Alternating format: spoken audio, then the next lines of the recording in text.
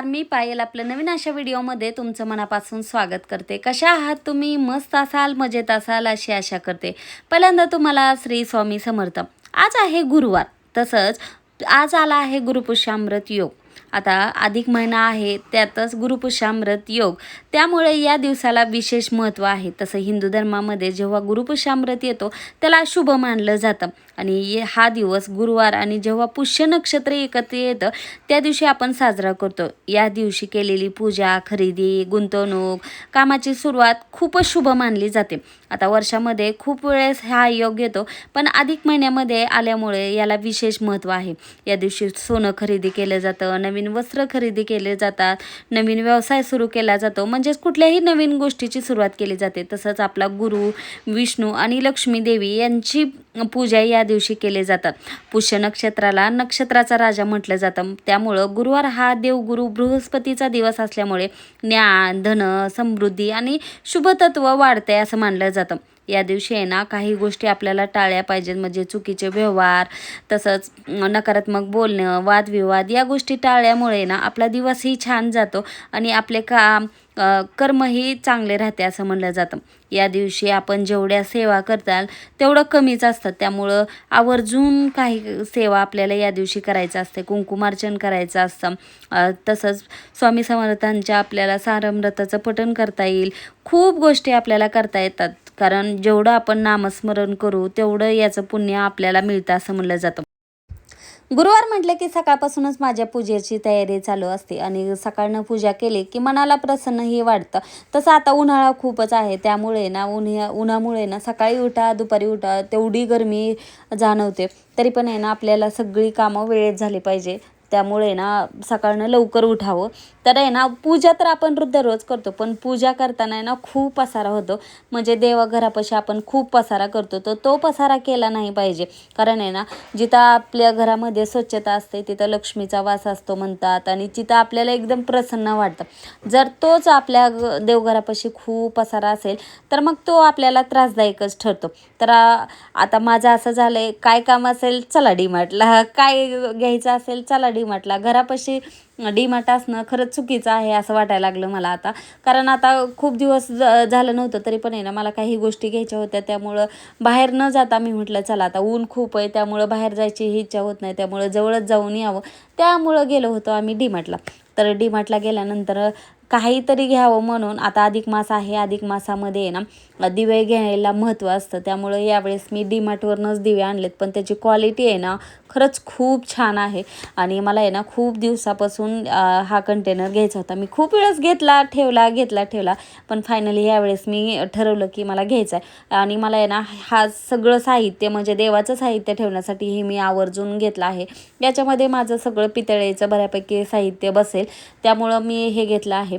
आणि आज काहीतरी हेल्दी लाडू बनवावं म्हणून आहे ना खजूर पण घेऊन आले आहेत, कारण आहे ना प्रत्येक वेळेस मी आणते तसेच खाण्यात जातात, पण ते लाडू काही मला करणं होत नाही।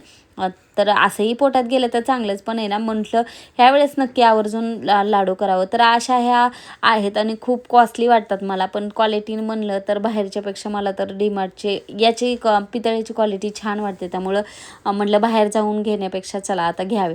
आणि या दिवसात आहे ना अधिक मासामध्ये दीपदान करावं म्हणतात, 33 दिवे दान केले जातात, त्यामुळं म्हटलं चला आपण 1-2 तरी दिवे घेऊन यावे या महिन्यात, त्यामुळं मग मी आवर्जून घेतले। आणि आपलं गुरुवारी आवर्जून हळदीनं लेपन आपण करतो दरवाजामध्ये।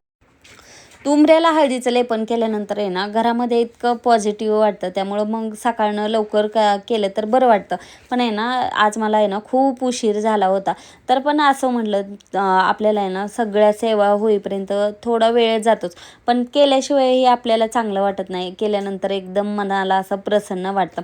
आणि गुरुवार असल्यावर तर असंही प्रसन्नच वाटतं आणि जेवढं करता येईल तेवढं आपलं करायचं, त्यामुळं मग मी आहे ना आवर्जून या गोष्टी करते। आता अधिक मास चालू झाला आहे। अधिक मासामध्ये केले जाणारं अत्यंत पुण्यकारक आणि पवित्र असं व्रत म्हणजे गोपद्म व्रत। त्याचे धार्मिक महत्त्व, पूजा पद्धती आणि यामुळे मिळणारे फायदे खूप असे आहेत। अधिक मासामध्ये भगवान श्री विष्णू आणि गायीचे कृपा आपल्यावर होण्यासाठी आहे ना हे व्रत केलं जाते। गो म्हणजे गायी आणि पद्म म्हणजे कमळ, म्हणजे जे हे पद्म काढलं जातं त्याला गोपद्म असं म्हणलं जातं आणि हे छोटे छोटे असतात पण 33 असे असतात। याला आहे ना खूप महत्त्व आहे, याची पूजा तर खूप सोपी आहे, पण हे केल्यानंतर आपल्याला जन्मांचे पाप नष्ट होतात असं म्हणलं जातं. घरामध्ये आपल्या सुख समृद्धी वाढते असं म्हणलं जातं. अधिक मासामध्ये भगवान विष्णूंना अत्यंत प्रिय महिना मानला जातो. या महिन्यात केलेली पूजा, जप, दान, व्रत अनेक पटीनं वाढतं असं म्हणलं जातं. त्यामुळं भगवान विष्णूंची कृपा आपल्यावर होण्यासाठी हे व्रत केलं जातं. अडचणीवर मात करण्यासाठी, आपल्या घरातील नकारात्मकता कमी होण्यासाठी हे व्रत आवर्जून तुम्ही हे करा. तर हे व्रत मी चालू केलं आहे. जर या रिलेटेड तुम्हाला काही माहिती पाहिजे असेल तर मी नक्की तुम्हाला सांगेल, आणि या रिलेटेड व्हिडिओ ही आपल्या चॅनलवर ऑलरेडी आहे, त्याचीही लिंक मी आपल्या डिस्क्रिप्शनमध्ये सकाळची देवपूजा हे सगळी कामं झाले, पण क्लिनिंगचे काम करावंच लागतं. आणि घरामध्ये मुलं असल्यावर तर खूप जास्त क्लिनिंग करावी लागते, कारण त्यांचा पसारा आहे ना सगळीकडं त्यांनी आहे ना सगळी खेळणी टाकलेली असतात. आणि त्याचबरोबर उन्हाळ्यामुळे ना घरामध्ये धूळ कुठून येते माहीत नाही, पण एवढी धूळ येते तर ते आपल्याला क्लीन करावी लागते. आणि त्याच्यात उन्हाळ्यामध्ये एवढं गरम होतं, हवा एवढी नसते तरी पण आहे ना एवढी धूळ येते सांगायचंच नाही. नाही साफ केली ना तर त्याच्यावर जास्त धूळ दिसते. एकदम क्लिनिंग करायची म्हटलं की आपल्याला कंटाळा येतो, आणि हा कंटाळा टाळायचा असेल तर रोज थोडी थोडी म्हणजे आपल्या दिवसामधले ना फक्त किमान आपण अर्धा तास क्लिनिंगला दिला ना तरी आपल्याला कंटाळा येत नाही, आणि आपल्या घरातील क्लिनिंग खूप छान पद्धतीने होते, आणि धुराळा म्हणा, डस्ट कुठंच दिसत नाही. त्यामुळं मी आठवड्यातून असं ठरवते की एक दिवस पूर्ण डीप क्लिनिंग करते, पण त्या डीप क्लिनिंगमध्ये मग जास्त काही आपल्याला करावं लागत नाही, एवढं जास्त करावं लागत नाही जर आपण थोडं थोडं रोज करत असाल तर. आता आहे ना उन्हाळा चालू आहे, तर उन्हाळ्यामध्ये फुलं मार्केटमध्ये कमीच येतात, आणि जर आता आहे ना 5 दिवस काही मी पूजा केली नाही त्यामुळे आहे ना माझ्याकडे फुलं होते ते खराब होऊन गेले, आणि आता देवांना फुलं नव्हते, आणि झाडांनाही उन्हाळ्यामध्ये ना फुलं खूप कमी येतात. मग तेवढे जे आलते ना तेवढेच मी देवांना वाहिले. मग सरांना येताना सांगितलं होतं, ते गेले होते बाहेर, तर त्यांना सांगितलं होतं फुलं घेऊन या, आणि फुलं खूप फ्रेश असे आणले होते. आता जवळून आणायची म्हटलं तर आहे ना ते खूप सुकलेली असतात, म्हणजे कधी कधी ते शिळेच फुलं असतात, आणि तरी पण आहे ना ते खूप महाग असे देतात, पण ते एवढे देतात की ते देवांनाही पुरत नाही. त्यामुळं मग मी बाहेरून आणते ना तेव्हा जास्त क्वांटिटी चांगले असेल तर जास्त क्वांटिटीत असं आणून फ्रीजमध्ये ठेवते. पण आणले म्हणजे एवढे म्हणजे आणले तरी आपल्याला ते नीटनेटके ठेवावं लागतात, नाही तर तेही सुकूनच जातात, कारण फुलं म्हणजे सुकणारी गोष्ट आहे. त्यामुळं त्यांना जेवढं नीटनेटकं ठेवलं ना तर ते व्यवस्थित राहतात, नाही तर ते फ्रीजमध्ये ठेवा नाही तर बाहेर ठेवा ते सुकणारच आहेत, कारण हे नाशवंत गोष्ट आहे. तर फुलं ठेवताना हे असे बाजूबाजूला ठेवलं ना तर ते जरा व्यवस्थित अजून जास्त त्यांची लाईफ वाढते. तसं आहे ना हे 8 दिवसात सगळे संपून जातात, पण जोपर्यंत संपतात तोपर्यंत असं फ्रेश असावे असं मला वाटतं. त्यामुळं मग मी असं छान ठेवते, कारण आहे ना आपण देवांसाठी आणलेलं असतं, मग देवांना व्यवस्थित फुलं म्हणजे वाहता यावेत असे असावे, सुकू नये असं, एवढाच माझा त्याच्यामागचा उद्देश असतो. त्यामुळं आहे ना मी असं कंटेनरमध्ये व्यवस्थित ठेवते, आणि ज्या पाकळ्या येतात ना त्याही उपयोगी होतात आपल्याला दिव्याखाली डेकोरेशन ते करायला, म्हणून मी ते एका साईडला एक करून ठेवते. आणि असं फुलं ठेवले की आपला फ्रीजही ऑर्गनाईज दिसतो, आणि आपल्यालाही घेताना सोपं पडतं. त्यामुळं मग मी असं छान ठेवते. आणि आज आहे ना काही एवढं जास्त हे नव्हतं, म्हणून म्हटलं चला आता उन्हाळा आहे, माझी काही उन्हाळा कामं एवढी ह्यावेळेस आहे ना मनासारखी झाले नाहीत, त्यामुळं मग अजून राहिलेच आहेत अजून, तरी पण म्हटलं चला आता आज वेळ आहे तर मग आज करायला घेतल्या मी रव्याच्या पापड्या, आणि खूप छान अशा होतात, पण करायला एवढी मेहनत लागत नाही. त्यामुळं मग एवढ्या ह्याच्यात पण करायला घेतलं. आता ह्या दिवशी आहे ना खूप सेवाही असतात, तरी पण आहे ना सकाळनं म्हटलं ह्या गोष्टी झाल्या की मग आपल्याला निवांत सगळ्या गोष्टी करता येतात, कारण आहे ना हे पापड आपल्याला घरामध्येच घालायचे असतात आणि खूप पटकन होतात. त्यामुळं मग मी आवर्जून हे करते, पण खायला एकदम टेस्ट एकदम छान लागते, आणि उन्हात जायचं नाही, पटकन होणारे आहेत ह्या गोष्टी राहतात. त्यामुळं मग मी करते, आणि पापड करायला वेळ नाही जात, पण आहे ना आपल्याला करायच्या अगोदरच कंटाळा येतो खूप साऱ्या गोष्टींचा, आणि मग आपण म्हणतो आज करू उद्या करू, त्याच्यामध्ये राहून जातं. नाहीतर आहे ना ह्या गोष्टी केल्या पाहिजेत बाहेरून आणण्यापेक्षा.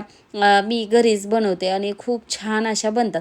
तर इथे आहे ना मी रव्याच्या 2 वाटीच्याच केल्या आहेत, आणि थोड्या क्वांटिटीतच करायचं, जरा जास्तच आपण क्वांटिटीत करायचं म्हणलं की परत नंतर कंटाळा येतो, मग तसं होऊ नये म्हणून थोडं थोडं करायचं. लोणचं म्हणलं की सगळ्याच्याच तोंडाला पाणी सुटतं आणि मला तर खूप आवडतं. आणि आता उन्हाळ्यामध्ये प्रत्येक जेवणागणी आहे ना लोणचं असेल तर 2 घास आपण जास्तच खातो. त्यामुळे ना मी थोड्या कैऱ्या आणल्या आहेत, त्याचं इन्स्टंट लोणचं बनवणार आहे, तुम्हाला नक्की दाखवेल. आणि इथं मी आहे ना पीठ शिजायचं राहिलं होतं, फक्त कसं झालं आहे ते तुम्हाला दाखवलं. आणि त्यानंतर मी शिजवून घेतलं आणि घरामध्येच अशा मी पळी पापड्या घालते. आता आहे ना पॉलिथिनवर घातल्यानंतर आहे ना पटकन निघतात त्या. पण या पापड्या घालताना एकच खबरदारी घ्यावी लागते की ह्या जाड जाड घालाव्या लागतात, नाहीतर आहे ना त्या जे प्लास्टिक असतं ना त्याला चिटकून बसल्यानं निघतच नाहीत. त्यामुळं जाड जाडच आपल्याला घालावं लागतात, पण खूप लवकर होतात.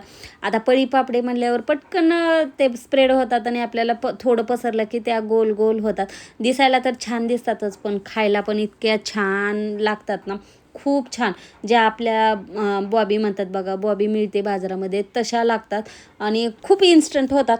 बनवायलाही खूप वेळ जात नाही, मेहनत लागत नाही. मेहनत तर तशी प्रत्येक गोष्टीलाच लागते, पण एवढी मेहनत लागत नाही जेवढी दुसऱ्या गोष्टी करताना लागते वाळवणाच्या. तर वाळवणाचं म्हणलं तर उन्हात जाऊन आपल्याला काही गोष्टी कराव्या लागतात. पण या पापड्या आहे ना आपण घरामध्ये घालून फॅन खालीही वाळवू शकतो आणि खूप छान वाळतात आणि छान होतात. आणि खायला म्हणलं तर मी अजून एकदा सांगते, नक्की आवर्जून बनवा. आणि याची रेसिपी मी ऑलरेडी चॅनलवर टाकली आहे. खूप पटकन बनल्यामुळं माझं आहे ना सकाळचं काम सगळं आवरून मी या पापड्या बनवल्या. तर मी तुम्हाला आहे ना दुसऱ्या व्हिडिओमध्ये दाखवेल तळून खूप छान कशा होतात. त्याच्यामध्ये कलर मी यावेळेस टाकला नाही. आणि आज गुरुवार होता, म्हणलं स्वामींना काहीतरी छान नैवेद्य करावं, त्यामुळे ना पुऱ्या करायला. आंब्याचा सीझन आहे तर आमरस झाला पाहिजे, कारण आहे ना एकदा आंब्याचा सीझन गेल्यानंतर आपल्याला आहे ना आंबे खायचे म्हणलं तरी मिळत नाही. त्यामुळे या सीझनमध्ये जेवढे मिळतात तेवढे आपल्याला खाऊन घ्यावं. आणि आमरस पुरी तर छानच लागते, पण आम्हाला आहे ना चपातीबरोबरच आमरस छान लागतो. पण आहे ना मुलांना आवडते थोडंफार, पण नैवेद्यालाही होईल म्हणून मग मी पुऱ्या केल्या आहेत आवर्जून. तर पुऱ्या खूप छान टम्म अशा फुगल्या आहेत. आणि पुऱ्याबरोबर आमरस, नंतर मी थोडे पापडही तळले होते. आणि हेच ते पापड आहेत मी अगोदर बनवलेले आहेत, रव्याचे पापड आणि थोडंसं लोणचं, गवऱ्याची शेंग असं मेनू केला आहे. तर व्हिडिओ कसा वाटला नक्की कमेंट करून सांगा. व्हिडिओ आवडला असेल तर प्लीज लाईक करा, शेअर करा, सबस्क्राईब करा. भेटूया अजून छानशा व्हिडिओमध्ये.